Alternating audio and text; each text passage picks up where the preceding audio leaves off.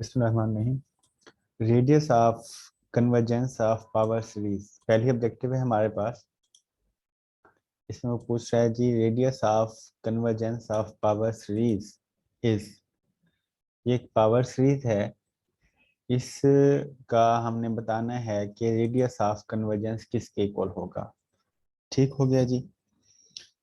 तो power series का तो आपको आइडिया है कि हम कोई सिंपल सी सीक्वेंस है, उसका जो सम अप होता है उसको सीरीज का नाम दिया जाता है। सीक्वेंस के सम को सीरीज का नाम दिया जाता है। सीरीज की डेफिनेशन होती है sum of a sequence is called series. Power series जिसमें जो टर्म्स हैं वो पावर की सूरत में अवेलेबल हो हमारे पास, जैसे कि x square, x cube, up to so on. Radius of convergence क्या है जी, इसको थोड़ा देख लेते हैं। इसका फार्मूला देख लेते हैं कि पावर सीरीज के लिए जो रेडियस ऑफ कन्वर्जेंस का फार्मूला है वो किसके इक्वल होता है। तो अगर हम आर को बोलते हैं कि ये क्या है, रेडियस ऑफ कन्वर्जेंस है हमारे पास, ठीक है, किसी भी सीरीज का। माउस सेट करना जी। तो इसका जो फार्मूला हमारे पास बनता है वो होता है लिमिट अप्लाई होती है किसी भी फंक्शन के ऊपर। लिमिट यहाँ पे जी हम लिख लेते हैं लिमिट, नहीं यहाँ पे लिख लेते हैं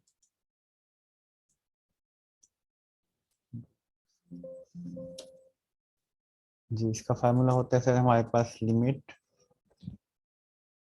n approaches to infinity. n को हमने इन्फिनाइट टाइम तक हमने उसको लिमिट अप्लाई कर देनी है। और एब्सोलूट वैल्यू ऑफ किसकी एब्सोलूट वैल्यू होगी हमारे पास, सीक्वेंस की nth टर्म की और सीक्वेंस की n+1th टर्म की एब्सोलूट वैल्यू होगी। सो that is the formula for radius of convergence. ठीक हो गया। और इस फार्मूले की मदद से हमने उस जो पावर सीरीज है उसका radius of convergence find out करना है। तो पावर सीरीज का radius of convergence find out करने के लिए सबसे पहले हमें दो चीज़ों का होना हमारे पास लाजमी है, ए एन यानी सीक्वेंस, और सीक्वेंस की nth टर्म, और सीक्वेंस की n+1th टर्म का होना लाजमी है। बट यहाँ पे नहीं है हमारे पास जो सीक्वेंस गिवन है, मैं इसको कॉपी कर लेता हूँ। हम लिखते हैं जी गिवन, हमारे पास गिवन है दैट सीक्वेंस। ठीक हो गया जी। अब ये सीक्वेंस की डिफरेंट टर्म्स हैं। मैं कहता हूँ ये फर्स्ट टर्म है, ये सेकंड है, ये थर्ड है, ये फोर है, up to so on. nth term नहीं है। अब हम फर्स्ट टर्म को a1 का नाम देते हैं, सेकंड टर्म को a2 का, an को nth टर्म का नाम देते हैं। तो पहले हमने nth टर्म निकालनी है। उसके लिए हम क्या करते हैं, जैसे उसने बताया कि ये हमारे पास एक पावर सीरीज है, तो हम पावर सीरीज की जनरल फॉर्म लिख लेते हैं। जो पावर सीरीज की जनरल फॉर्म होती है वो इस हिसाब से होती है, a0 a1x प्लस a2x², ठीक हो गया, plus a3x³ up to so on. ठीक हो गया जी, plus up to so on. और अगर टर्म n तक हैं तो ये स्टॉप होती हैं ए एन पे, xn पे स्टॉप होती है जी। और अगर इनफिनाइट है, x n पावर में आएगा, और अगर इनफिनाइट है तो ये अप टू सो ऑन, ये भी आगे मूव करती रहती है। ठीक हो गया जी। आगे अगर आगे मूव करेगी तो ये होगी an+1, इसी तरह x की power n+1 up to so on. तो जहां तक है वहां तक हमने इसको लिख देना है। तो इसका plus up to so on कर देते हैं, इनफिनाइट तक है हमारे पास, is equal to summation. Power series को लिखने का सीरीज है तो समीशन लाजमी होगा। एन जीरो से स्टार्ट है, आप देख सकते हैं एन जीरो से स्टार्ट है। पहली टर्म a0 है और x की पावर भी जीरो थी। x की पावर जीरो को नहीं लिखते, यानी 1 होती है, वो हमने नहीं लिखी। ठीक है। और कहाँ तक जा रही है जी, हमने इन्फिनिटी तक पुट की है, हमने n तक इसको स्टॉप नहीं किया। ठीक है। और यहाँ पे इसकी जनरल टर्म जो बनती है that is equal to an(x(n). ठीक हो गया। तो हमने मालूम क्या करना है, हमने nth मालूम करने हैं, यानी nth टर्म मालूम करनी है। उसके लिए हम अपने क्वेश्चन को, जो भी क्वेश्चन होगा हम उसको कंपेयर कर देंगे उस सीरीज के साथ जो उसने बताई है। तो उसने हमें बताया कि ये पावर सीरीज है, तो हमने इसको पावर सीरीज के जनरल फार्मूले के साथ कंपेयर कर दिया है। अगर आपको ये सारी वैल्यूज याद ना रहे तो आप जस्ट इस समीशन वाले टर्म याद रखें, इसमें वैल्यूज पुट करते जाएं, आपके पास यही आंसर आता जाएगा। जी, जब हम कंपेयर करते हैं तो हम देखते हैं कि पहली टर्म जो हमारे पास है वो x है, यानी x के साथ वाली। तो इट मीन्स दैट कि हमारे पास जो a नॉट है इसकी टर्म ही नहीं है, तो जिसकी टर्म नहीं हो उसको हम कहते हैं कि ये जीरो है। क्लियर हो गया। इसी तरह अगर हम a1 को कंपेयर करते हैं तो x के साथ जो भी कोफिशिएंट होगा वो a1 होगा। इधर x के साथ a1 है, इधर x के साथ कुछ भी नहीं है, तो इसका मतलब है a1 की वैल्यू 1 होगी। सिमिलरली जब हम a2 को डिस्कस करते हैं तो a2 एक्स स्क्वायर के साथ वाली वैल्यू, तो एक्स स्क्वायर के साथ क्या है हमारे पास, a minus b over 2 factorial.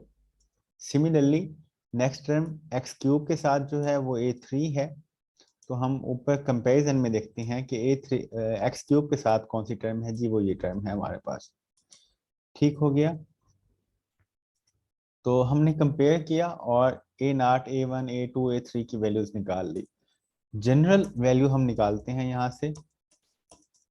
ठीक हो गया। अब जनरल वैल्यू अगर आप निकालना चाहें, जस्ट वेट, थोड़ा सा काम कर रहे हैं अब शायद जी।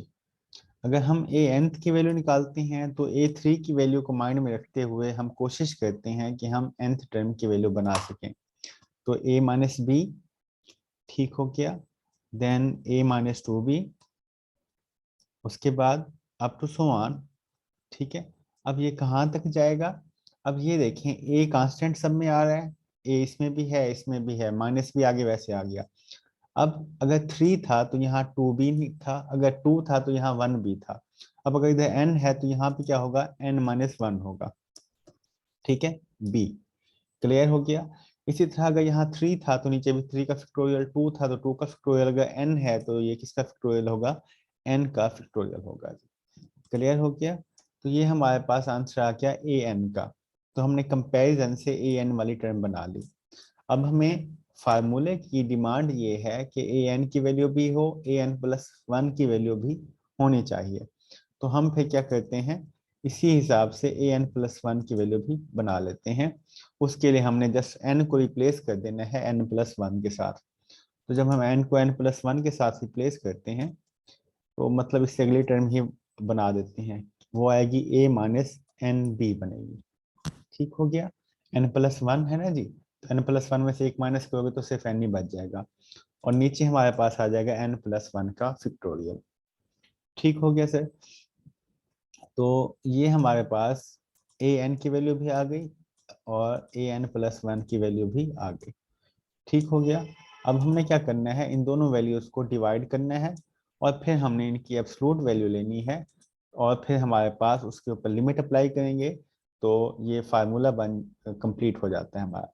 अब हमने क्या करना है, इन दोनों को डिवाइड करना है, A N over A N plus 1, यानी ये हमारे पास ऊपर वाली वैल्यू ए एन की है, ये ए एन प्लस 1 की वैल्यू है। तो हम डायरेक्ट ही कर लेते हैं। अगर आप देखें तो ए माइनस बी से वैल्यू स्टार्ट है, ये कट जाएगी ये कट जाएगी, यहाँ तक वैल्यू सेम है। ठीक हो गया। तो ये सारी वैल्यूज कट जाती हैं हमारे पास। अब नीचे क्या बचेगा, यहाँ पे बचेगा a माइनस एन बी, और यहाँ पे बचेगा n प्लस 1 का ये फैक्टोरियल है। चलिए जी, मैं इसको ऐसे सॉल्व कर लेता हूँ, शायद ऐसे आपको कंफ्यूजन रहे। ये ए एन की वैल्यूज हैं। अब हमने डिवाइड करना है, किसको डिवाइड करना है, ए एन प्लस 1 को। डिवाइड ए एन प्लस 1, उसकी वैल्यू हमारे पास ये है। ठीक है। जब आप डिवाइड को मल्टीप्लाई करते हैं तो फिर क्या होता है, जो नीचे वाली वैल्यू होती है वो ऊपर और ऊपर वाली वैल्यू नीचे आ जाती है, मतलब रेसिप्रोक हो जाती हैं वैल्यूज। ठीक है। अब मैं इन वैल्यूज को रेसिप्रोक कर लेता हूँ। जब हम रेसिप्रोक करते हैं वैल्यूज को तो ये वैल्यू हमारे पास नीचे आ जाती है, और ये जो n प्लस 1 का फैक्टोरियल है ये हमारे पास ऊपर आ जाता है, और दरमियान में क्या आ जाती है, मल्टीप्लीकेशन आ जाती है जी। अब आप देखें तो यहाँ से लेके यहाँ तक ये सारी वैल्यूज क्या हैं, सेम है। ये वैल्यू सेम आ गई, n माइनस 1 इंटू बी तक, ये कट जाएगी इसके साथ। ठीक हो गया। अब नीचे n का फैक्टोरियल है, अगर मैं n+1 के फैक्टोरियल को ओपन करूं तो ये n+1 नेक्स्ट टर्म क्या आती है, n का फैक्टोरियल आ जाती है। ठीक है, ये देखें ना, अगर हमारे पास फॉर एग्जांपल 7 का फैक्टोरियल है तो वो इक्वल होता है 7, उसके बाद फिर 6, फिर 5, उसको हम लिख सकते हैं 7 multiply by 6 factorial. Similarly n+1 का फैक्टोरियल है तो इसमें से मैं एक माइनस करके उसको n फैक्टोरियल कह सकता हूँ, तो यहाँ से n फैक्टोरियल कैंसिल हो जाएगा। तो आपके पास जो आंसर बचेगा जस्ट और जस्ट वो दो टर्म्स बच जाएंगी हमारे पास, एक बच जाएगा n+1 और नीचे बचेगा a-nb। अब हमने क्या लेनी थी जी, इनकी एब्सलूट वैल्यू लेनी थी। एब्सलूट वैल्यू पे फिर हमने क्या करना है, लिमिट अप्लाई कर देनी है। अब मैं बोथ साइड पे क्या ले लेता हूँ जी, एब्सलूट वैल्यू ले लेता हूँ जी। एब्सलूट वैल्यूज आ गई, अब हमने क्या करनी है, इस पे लिमिट अप्लाई कर देनी है n अप्रोचेस टू इन्फिनिटी जी। अब इसके लिए आपको लिमिट वाला चैप्टर भी याद होगा सबको कि लिमिट की क्या कंडीशन थी हमारे पास। अब जब सर हम लिमिट पुट करते हैं तो हम देखते हैं n को अगर इन्फिनिटी पुट करेंगे हम ना, तो infinity plus one that is infinity and a-infinity ये अनडिफाइंड फॉर्म बन जाती है। तो जब भी लिमिट पुट करने पे हमारे पास अनडिफाइंड फॉर्म बनती है देन हमें अलजेब्रिक टेक्निक अप्लाई करनी पड़ती है। अब अलजेब्रिक टेक्निक्स क्या होती हैं कि हम डिफरेंट फार्मूलाज या डिफरेंट कॉमन सेंस यूज करते हुए कुछ, मैं अगर यहाँ से n कॉमन ले लूँ ऊपर से ना, तो n में से तो n चला जाएगा, 1 बचेगा, यहाँ n था ही नहीं तो ये बचेगा 1/n। सिमिलरली अगर मैं नीचे से n कॉमन ले लेता हूँ तो यहाँ पे a के साथ तो n नहीं था, ये बचेगा a/n, और b के साथ जो n था वो चला जाएगा। ठीक हो गया। अब अगर हम लिमिट पुट करते हैं तो n से n क्या होगा, कैंसिल हो जाएगा जी। n से n हमने कैंसिल कर दिया। अब जब आप इसके अंदर वैल्यू पुट करते हैं n को इन्फिनिटी, सो 1/infinity बनेगा ये, so 1/infinity that is equal to 0। Clear. इसी तरह a/n ये क्या होगा, a/infinity that is equal to 0, 0 minus b that is equal to -b। तो आपके पास जो टोटल आंसर आएगा वो आपके पास आएगा absolute value of -1/b। Clear हो गया जी। एब्सोल्यूट वैल्यू का काम क्या होता है जी, वो नेगेटिव को पॉजिटिव कर देती है, सो आपके पास आंसर क्या आ जाएगा, 1/b आंसर आ जाएगा। सो दैट इज अवर रिजल्ट। दोबारा से देखते हैं क्वेश्चन हमारे पास क्या था, रिवाइज करने लगे हैं जो स्टूडेंट लेट आए हैं। उसने कहा कि ये पावर, अल्हम्दुलिल्लाह, पावर सीरीज है हमारे पास, इसका आपने radius of convergence find out करना है। रेडियस ऑफ कन्वर्जेंस का फार्मूला हमारे पास क्या था, limit n approach to infinity an/an+1। So हमने क्या किया, हमने यहाँ पे वैल्यूज फाइंड आउट की an की और an+1 की। कैसे फाइंड आउट की, हमने उस सीक्वेंस को कंपेयर किया general form of power series, वहां से हमने a0, a1, a2, a3, an+1 की वैल्यूज निकाली, उनको डिवाइड किया, उस पर लिमिट अप्लाई की और हमारे पास आंसर आ गया। क्लियर हो गया जी क्वेश्चन। अब नेक्स्ट क्वेश्चन पे हम मूव करते हैं जी, इसका सॉल्यूशन भी हमने पुट कर दिया। ऑब्जेक्टिव नंबर 2 है हमारे पास, वो कहता है एफ ऑफ एक्स वाई जी एक फंक्शन है जिसमें 3 वेरिएबल इन्वॉल्व हैं, एक्स वाई एंड जी, यानी 3D फंक्शन है। इसमें वो कहता है कि फंक्शन की डेफिनेशन ये है, domain of function is, function की domain is on sphere, sphere के ऊपर होगी, आउटसाइड सफियर, सफियर से बाहर होगी, ऑन और विद इन सफियर, या फिर सेट ऑफ रियल नंबर। तो हमने इसकी डोमेन को डिस्कस करना है। तो लास्ट टाइम इससे रिलेटेड हम 2 से 3 ऑब्जेक्टिव्स कर चुके हैं ऑलरेडी, मैं अगेन भी इसको वेरीफाई कर दूं। डोमेन में से हमारी कोशिश ये होती है कि हम एक्स की, मतलब जो भी हमारे पास वेरिएबल्स हैं उनकी ऐसी वैल्यूज पुट ना करें जिससे आंसर अनडिफाइंड आए। अब अनडिफाइंड या कम्प्लेक्स नंबर, अब कम्प्लेक्स नंबर कैसे होता है कि स्क्वायर रूट के अंदर अगर नेगेटिव टर्म कोई भी आ जाती है, मतलब ओवरऑल टर्म जो बच रही है ना एक टर्म, अगर वो नेगेटिव आती है तो उसका स्क्वायर रूट जो है वो अयोटा में चला जाता है, that is a complex number. So इससे बचने के लिए हम हमेशा ये कहते हैं कि जो स्क्वायर रूट के अंदर वैल्यू आनी है वो पॉजिटिव हो या जीरो हो। जीरो होगी तो उसका आंसर जीरो बनेगा, और अगर पॉजिटिव है तो वो कम्प्लेक्स नंबर नहीं बनेगी, सेट ऑफ रियल नंबर बनेगा। तो उसके लिए जो कंडीशन होती है वो ये होती है हमेशा लास्ट टाइम हमने ऑब्जेक्टिव की थी लास्ट लेक्चर में कि आपके पास जो भी स्क्वायर रूट के अंदर वैल्यू है, अंदर की वाली वैल्यू, वो हमेशा greater than I equal to 0 होनी चाहिए। बात समझ आ गई आपको जी? अच्छा जी, अब ये है कि अगर हम इसको दूसरे तरीके से भी लिख सकते हैं, ये ग्रेटर देन 0 है, हम ये भी लिख सकते हैं कि 0 less than I equal to that value, एक ही बात है ये दोनों। ठीक है, अब मैं ये चाह रहा हूँ ना ये वैल्यूज पॉजिटिव हो जाए, अगर मैं इन वैल्यूज को साइड पे ले जाता हूँ, ये सारी वैल्यूज मेरे पास पॉजिटिव हो जाती हैं जी। ठीक है, सो ये पॉजिटिव हो जाएंगी जब हम उस साइड पे लेके आएंगे, and these all are less than I equal to 1, so that negative becomes positive, that is also becomes positive, that also becomes positive। ठीक हो गया जी। अब less than I equal to 1 का क्या मीनिंग है? अब लेस देन 1 का मतलब ये है कि अगर इन तीनों पॉइंट्स का, जो कि किसी स्फीयर के अंदर मौजूद हैं, तीनों पॉइंट्स का अगर मैं स्केयर लूं और मैं उनको ऐड कर दूं, तो भी उनका आंसर जो है 1 से लेस होगा। मतलब ये हुआ कि जैसे हमने मीट्रिक स्पेस में डिस्कशन की थी, डिस्कशन में हमने ये डिस्कस किया था कि इंटीरियर पॉइंट, एक्सटीरियर पॉइंट, वो तो आप लोगों को याद होंगे ना। उस हिसाब से अगर हम देखें तो तमाम वो पॉइंट्स जो कि स्फीयर के अंदर मौजूद थे, ठीक है, तो उनका क्या था, रेडियस, ये हमारे पास है, ये फॉर एग्जाम्पल हमारे पास सेंटर है, ये इसका क्या बन गया, रेडियस बन गया। तो मैंने बताया था कि जी ये कोई पॉइंट है, अगर इस पॉइंट का डिस्टेंस सेंटर से लेके यहाँ तक रेडियस से कम है, अगर रेडियस 5 सेंटीमीटर है और ये 2 आ रहा है, तो ये इंटीरियर पॉइंट है। अगर इसका रेडियस के बराबर है, that is called boundary point या फ्रंटियर पॉइंट। और अगर इसका डिस्टेंस सेंटर से रेडियस से ज्यादा है, तो that is called exterior point. तो उसको हमने लिखा था less than 1 that is interior, equal to 1 that is boundary, and greater than 1 का मतलब 1 मतलब रेडियस कह लेते हैं, चलें जी, ये जनरल हम बात कर रहे थे, यूनिट सर्कल की बात कर रहे थे। ग्रेटर देन रेडियस था तो ये एक्सटीरियर पॉइंट था। ठीक है, तो अगर आपको वो कंसेप्ट याद हो तो लेस देन और इक्वल टू, अगर ये दोनों कंडीशन आ रही हैं तो इसका मतलब है ये इंटीरियर पॉइंट भी है और ये बाउंड्री पॉइंट भी है।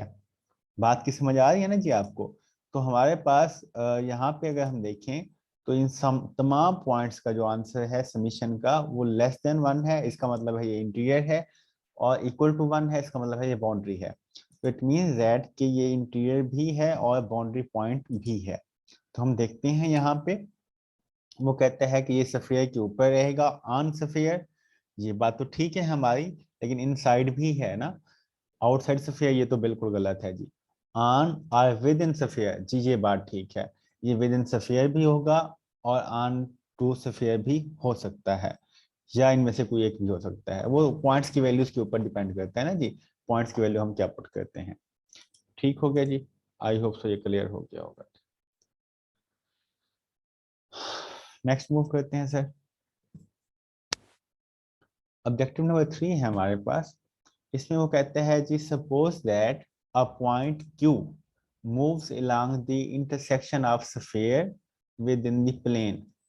वो कहते हैं एक स्फीयर है हमारे पास, स्फीयर में एक्स भी है, वाई भी है, सी भी है, एक स्फीयर बन गई हमारे पास ना, उसका इंटरसेक्शन है एक प्लेन के साथ, प्लेन एक्स प्लेन है, उसकी वैल्यू 2/3 है। ठीक हो गया, ये एक हॉरिजॉन्टल टाइप लाइन बनेगी, अगर वाई होगा तो वो एक वर्टिकल टाइप लाइन बनती है। अच्छा जी, ये उसने बता दिया हमें कि उनका इंटरसेक्शन है आपस में। अब हमने क्या करना है जी, क्वेश्चन क्या है, at what rate is g changing with respect to y. वो कहता है जी किस रेट से चेंज होगा with respect to y when the point is that, up to so on. ये क्वेश्चन आसान हो गया, स्टेटमेंट से थोड़ा मुश्किल लग रहा था, लेकिन काम उसने थोड़ा आसान बता दिया।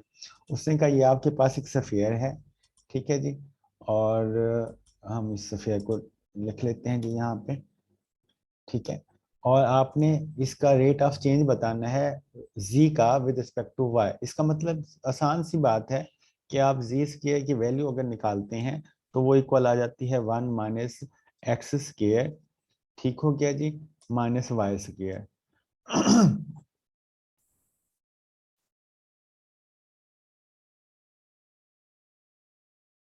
सॉरी फॉर डिस्टरबेंस, वो नेट उड़ गया था शायद।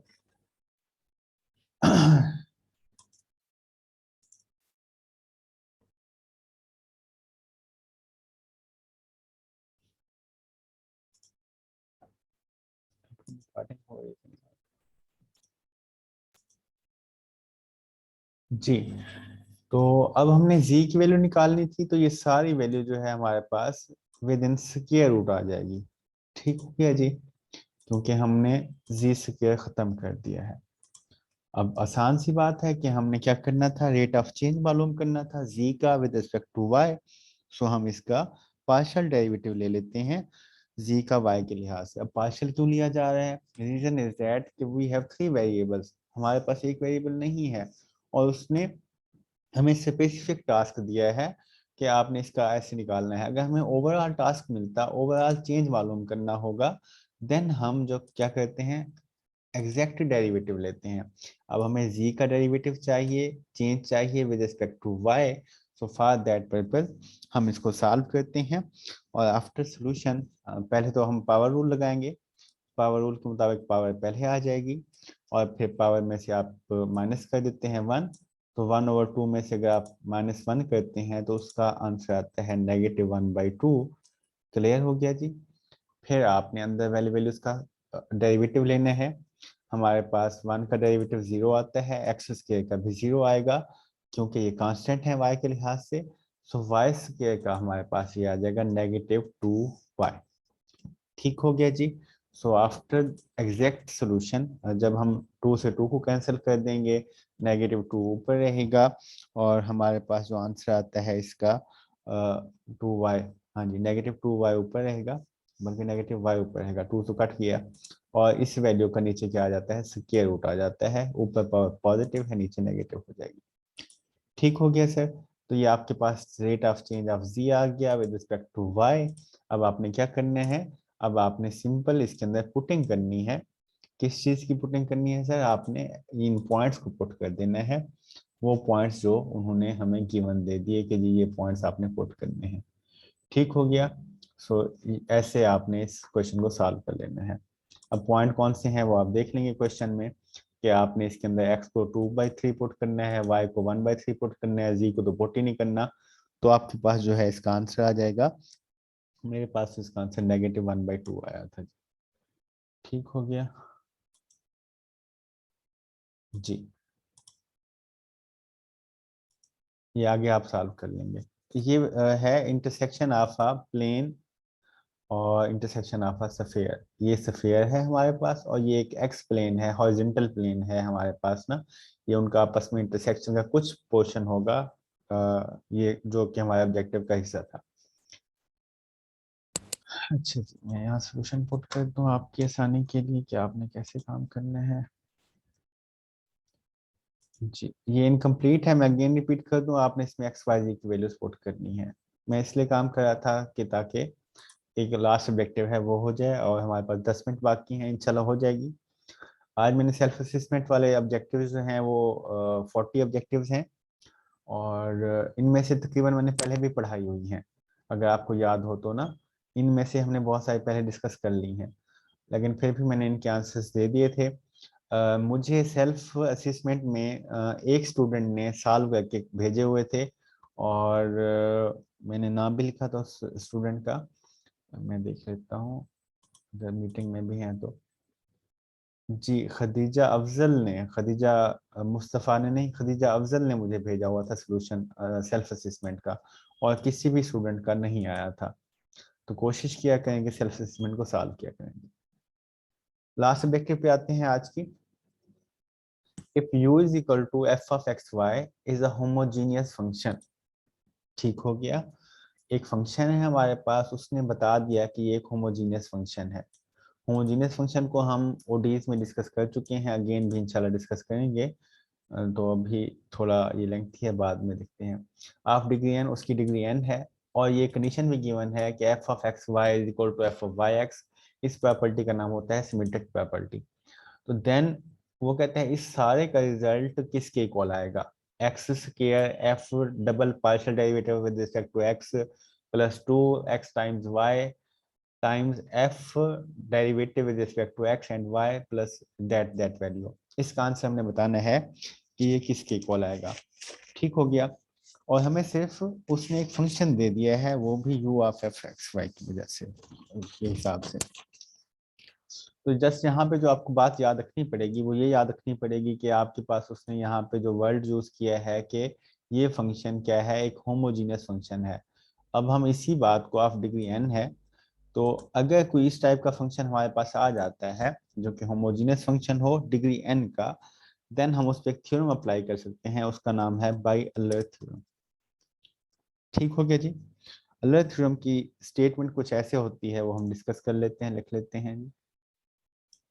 ई कैपिटल में आएगा मेरे ख्याल में जी, हाँ जी, अल्लर थ्योरम जी। उसकी स्टेटमेंट कुछ ऐसे होती है हमारे पास कि अगर आप x को अपने एक्स डेरिवेटिव के साथ, फंक्शन के एक्स डेरिवेटिव के साथ मल्टीप्लाई करें, प्लस y को आप फंक्शन के y डेरिवेटिव यानी पार्शियल डेरिवेटिव के साथ मल्टीप्लाई करें, तो इस सारे का आंसर आएगा n टाइम्स फंक्शन। स्टेटमेंट की समझ आई आपको जी? फंक्शन का x डेरिवेटिव, उसको x से मल्टीप्लाई करो, फंक्शन के y डेरिवेटिव को y से मल्टीप्लाई करो, इन दोनों को ऐड कर दो, तो आपके पास जो आंसर आएगा वो n टाइम्स फंक्शन आ जाएगा। ठीक है, n जो क्या है, उसकी ऑर्डर है या डिग्री है। क्लियर हो गया जी? इसी स्टेटमेंट को हमने लॉजिक बनाते हुए अपने क्वेश्चन को सॉल्व करना है। जस्ट माइंड में ये होना चाहिए कि हमने जी इस वैल्यू तक अप्रोच करना है।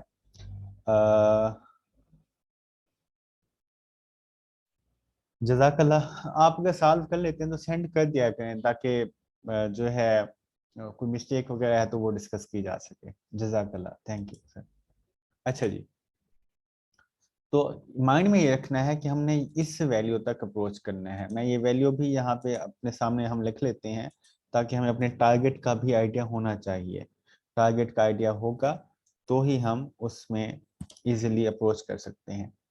अच्छा जी, अब इस टारगेट के मुताबिक हमें फंक्शन का एक्स डेरिवेटिव जो है वो डबल टाइम लेना चाहिए, फंक्शन का वाई डेरिवेटिव डबल टाइम लेना चाहिए, और फंक्शन का एक्स डेरिवेटिव के ऊपर वाई डेरिवेटिव लेना चाहिए। मतलब ये हमने 3 काम करने हैं।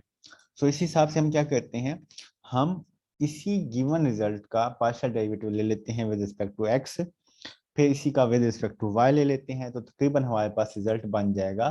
क्योंकि इसका ऑलरेडी फर्स्ट डेरिवेटिव तो गिवन है, तो हमने सेकंड डेरिवेटिव अप्रोच करना है, तो एक एक डेरिवेटिव हमें और लेना पड़ेगा। ठीक हो गया। तो जब मैं डायरेक्ट पार्शियल डेरिवेटिव ले लेता हूँ, आपको समझ तो आ रही होगी इस चीज की। अब ये दो फंक्शन है एक्स और एफ ऑफ एक्स, एक्स के हिसाब से देखना है ना, तो प्रोडक्ट रूल लगेगा। एक्स सेम, ठीक है जी, एफ ऑफ एक्स का डेरिवेटिव जो कि डबल डेरिवेटिव हो जाएगा, plus F of x same, x का डेरिवेटिव 1 आता है, उसको हम डिस्टर्ब नहीं करेंगे। इसका हमने partial derivative with respect to x लेना है, तो उस हिसाब से y एक कांस्टेंट टर्म होगी, तो y वैसे आ जाएगा। f ऑफ y का डेरिवेटिव हमारे पास क्या बनेगा, f ऑफ y ऑलरेडी था, हमने उसका x डेरिवेटिव ले लिया, that is equal to n constant है, तो ये क्या बन जाएगा हमारे पास, f ऑफ x बन जाएगा। क्लियर हो गया जी? उसके बाद आपने क्या करना है, हम देखते हैं कि यहाँ पे इनके साथ वेरिएबल भी मल्टीप्लाई किए गए हैं। यहाँ पे हमें एक्स स्क्वायर चाहिए ना, एफ डबल एक्स के साथ, तो उस रिक्वायरमेंट के मुताबिक मैं इन सारी वैल्यूज को एक्स से मल्टीप्लाई कर देता हूँ, तो ये बनेगा एक्स स्क्वायर। ये सबके मैं यहाँ पे लिख देता हूँ ताकि आपको कंफ्यूजन ना रहे इस हवाले से जी। एक्स को मल्टीप्लाई करेंगे तो ये एक्स स्क्वायर होगा, और ये हमारे पास just x f of x बच जाएगा, ये बचेगा एक्स वाई, और इसी तरह ये आ जाएगा n x f of x जी। मैं इसको इक्वेशन नंबर 1 का नाम दे देता हूँ। सिमिलरली मैं इसी इक्वेशन का दोबारा से डेरिवेटिव लूंगा विद रिस्पेक्ट टू वाई। ठीक हो गया जी। अब y के हिसाब से लेंगे तो x कांस्टेंट होगा, ठीक है, तो f ऑफ x, मैं इसको लिख लूँ तो ज्यादा बेहतर है, हाँ जी। तो जी, x एक कांस्टेंट होगा, तो f ऑफ x ऑलरेडी है, तो इसका डेरिवेटिव साथ में क्या आ जाएगा, y आ जाएगा। यहाँ पे चेंज होगा, प्रोडक्ट रूल लगेगा, y same, f double derivative of y बन जाएगा, फिर f y सेम, और आपके पास जो है y का डेरिवेटिव 1 आ जाएगा। इसी तरह n of f of y बन जाएगा, n यहाँ पे कांस्टेंट है। सिमिलरली मैं इस सब को y से मल्टीप्लाई कर देता हूँ। ठीक हो गया सर? जब मैं y से मल्टीप्लाई करता हूँ so that is xy, that is y square, and similarly that is y of f of y, that is equal to ny f of y. So that is our equation number 2. Clear हो गया sir? अब मैंने क्या करना है, इन दोनों equations को मैं ऐड कर देता हूँ. जब मैं ऐड करता हूँ तो हम देखते हैं कि ये x, ये सारी वैल्यूज बल्क में लिख लेता हूँ. लेफ्ट हैंड साइड में लेफ्ट हैंड साइड ऐड होती है, राइट हैंड साइड में हमारे पास राइट हैंड साइड ऐड होगी, प्लस राइट हैंड साइड हमारे पास ये लेफ्ट हैंड साइड ये भी है, ऐड कर दी, दैट इज इक्वल टू, और ये हमारे पास लेफ्ट हैंड साइड है n x f of x plus n y f of y. ठीक हो गया सर? अब यहाँ पे ना हम अपनी रिक्वायर्ड टर्म्स को रहने देते हैं, जैसे कि x square f double dash of x ये रहने दिया हमने, 2xy, एक xy ये है हमारे पास और एक xy ये है, तो ये टर्म्स भी आ जाएंगी. इसी तरह वाई स्क्वायर, तो दो टर्म्स एक्स्ट्रा बच रही हैं, एक ये वाली टर्म, एक ये वाली टर्म. मैं इन दोनों टर्म्स को उस साइड पे ले जाता हूँ जी, तो हमारे पास इस साइड पे सिर्फ यही टर्म्स बच जाएंगी, और जो बाकी दो टर्म्स बची मैं उनको राइट हैंड साइड पे ले आता हूँ जी. राइट हैंड साइड पे आएगी एक्स एफ ऑफ एक्स, मैं इसको इस साइड पे लेके आया, that is in negative term जी. इसी तरह नेगेटिव में दूसरी टर्म आ जाएगी, that is y f of y. ठीक हो गया सर? ये बच गई, और बाकी पॉजिटिव में हमारे पास ये दो टर्म्स रही हैं, ये वाली, इन दोनों को हमने यहाँ पे साथ में राइट कर दिया. अब हम देखते हैं कि एफ ऑफ एक्स, या मैं इनको तरतीब से लिख दूँ ताकि आपको समझने में, कॉमन लेने में आसानी आ जाए, और यहाँ पे आएगा negative y f of y जी. अब अगर हम देखें तो यहाँ से भी हमारे पास एफ ऑफ एक्स कॉमन आ सकता है, x f of x common आ सकता है, यहाँ से हमारे पास y f of y common आ सकता है. जब मैं यहाँ से इन दोनों साइड से ये कॉमन लेता हूँ, इन दोनों में से x f of x common ले लेता हूँ. ठीक हो गया? सो हमारे पास जो आंसर आता है, सॉरी फॉर दैट, ये वो आंसर क्या बचेगा, x f of x n minus one बच जाएगा. ठीक हो गया? इसी तरह प्लस यहाँ से भी n माइनस वन बच जाएगा, तो आपके पास कुछ आंसर इस हिसाब से बन जाएगा, क्या कहते हैं जी, plus n y f of y ji.